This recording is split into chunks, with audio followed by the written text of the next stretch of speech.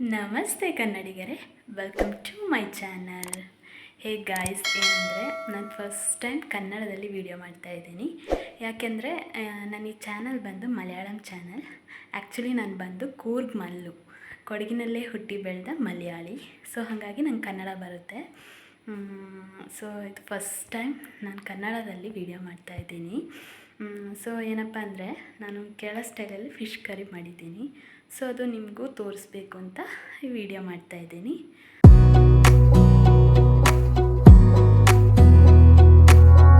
So guys, ನಾನಿಲ್ಲಿ ಮಣ್ಣಿನ ಮಡಿಕೆ ತಗೊಂಡಿದ್ದೀನಿ. ಯಾವಾಗಲೂ ಫಿಶ್ ಕರಿ ಮಾಡುವಾಗ ಮಣ್ಣಿನ ಮಡಿಕೆ ಯೂಸ್ ಮಾಡಿ, ಯಾಕೆಂದರೆ ಟೇಸ್ಟ್ ತುಂಬ ಚೆನ್ನಾಗಿರುತ್ತೆ. ಇವಾಗ ನಾವು ಫಸ್ಟ್ ಸ್ವಲ್ಪ ಕೋಕೋನಟ್ ಆಯಿಲ್ ಹಾಕಿ ಅದಕ್ಕೆ ಶುಂಠಿ ಬೆಳ್ಳುಳ್ಳಿ ಹಾಕಿ ಚೆನ್ನಾಗಿ ಹುರ್ಕೋಬೇಕು. ಚೆನ್ನಾಗಿ ಎಣ್ಣೆಯಲ್ಲಿ ಬಾಡಿದ ನಂತರ ಸ್ವಲ್ಪ ಈರುಳ್ಳಿ ಹಾಕಿ ಚೆನ್ನಾಗಿ ಹುರ್ಕೋಬೇಕು. ನೆಕ್ಸ್ಟ್ ನಾನು 2 ಟೊಮೆಟೊ ಹಣ್ಣು ಕಟ್ ಮಾಡಿ ಹಾಕಿದ್ದೀನಿ, ಮತ್ತು ಕರಿಬೇವಿನ ಸೊಪ್ಪು ಹಾಕಿದ್ದೀನಿ. ಇದೆಲ್ಲ ಸೇರಿ ಮಿಕ್ಸ್ ಮಾಡಿ ಚೆನ್ನಾಗಿ ಹುರಿಬೇಕು.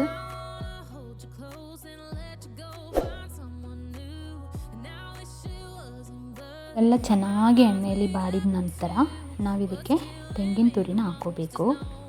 ತೆಂಗಿನ ತುರಿನ ಹಾಕುವಾಗ ಗ್ಯಾಸ್ ಸಿಮ್ಮಲ್ಲಿ ಇಟ್ಕೋಬೇಕು.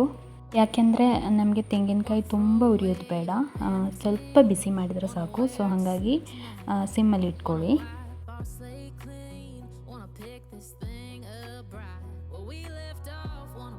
ಇದು ಸ್ವಲ್ಪ ಬಿಸಿ ಮಾಡಿದ ಮೇಲೆ ಒಂದು 2 ಚಮಚ ಚಿಲ್ಲಿ ಪೌಡ್ರ್ ಹಾಕೋತಾ ಇದ್ದೀನಿ.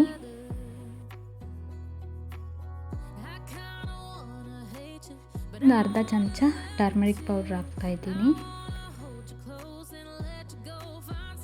ಇದೆಲ್ಲ ಹಾಕಿದ ಮೇಲೆ ಚೆನ್ನಾಗಿ ಮಿಕ್ಸ್ ಮಾಡ್ಕೋಬೇಕು. ತಣ್ಣಗಾದಮೇಲೆ ಮಿಕ್ಸ್ ಜಾರಿಗೆ ಹಾಕಿ ಚೆನ್ನಾಗಿ ರುಬ್ಕೋಬೇಕು.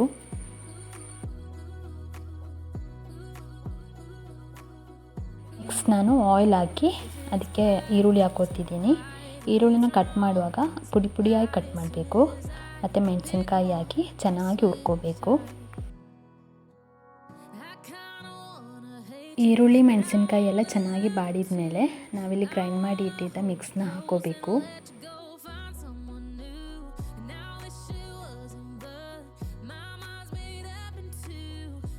ನೆಕ್ಸ್ಟ್ ನಾನಿಲ್ಲಿ ಹುಣಸೆ ಹಣ್ಣಿನ ರಸ ಹಾಕ್ತಾಯಿದ್ದೀನಿ.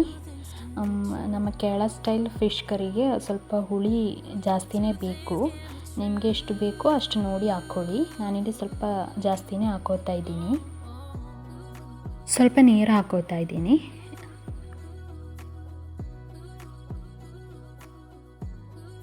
ಕುದಿ ಬರುವಾಗ ರುಚಿಗೆ ತಕ್ಕಷ್ಟು ಉಪ್ಪು ಹಾಕ್ಕೋಬೇಕು. ಉಪ್ಪು ಹಾಕಿ ಚೆನ್ನಾಗಿ ಕಲಸಿ ಮುಚ್ಚಳ ಹಾಕ್ಕೋತಾ ಇದ್ದೀನಿ. ಸ್ವಲ್ಪ ಹೊತ್ತು ಕುದಿಬೇಕು. ಅದಾದಮೇಲೆ ನಾವು ಮೀನು ಹಾಕ್ಕೋಬೇಕು.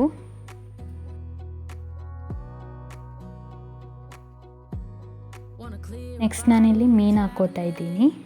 ನಾನಿಲ್ಲಿ ಮತ್ತಿ ಮೀನು ತಗೊಂಡಿರೋದು, ಅದು ಹಾಕ್ಕೋತಾ ಇದ್ದೀನಿ.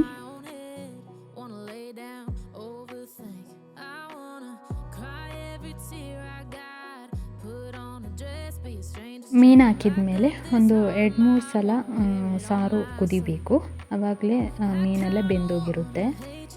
ಮತ್ತು ನಾನಿಲ್ಲಿ ಕುದಿಯುವಾಗಲೇ ಒಂದು 2-3 ಕರಿಬೇವಿನ ಸೊಪ್ಪು ಹಾಕ್ತಾಯಿದ್ದೀನಿ. ಯಾಕೆಂದರೆ ಸ್ಮೆಲ್ ತುಂಬ ಚೆನ್ನಾಗಿರುತ್ತೆ, ಅದಕ್ಕಾಗಿ ಅದು ಹಾಕ್ಕೋತಾ ಇದ್ದೀನಿ.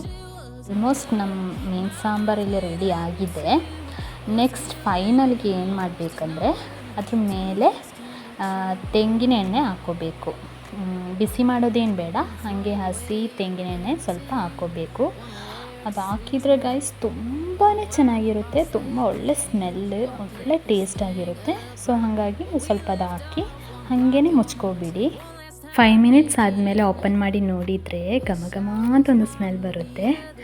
ನಿಜವಾಗ್ಲೂ ತುಂಬಾ ಟೇಸ್ಟಿಯಾಗಿದೆ ಗೈಸ್. ನೀವು ಟ್ರೈ ಮಾಡಿ ನೋಡಿ.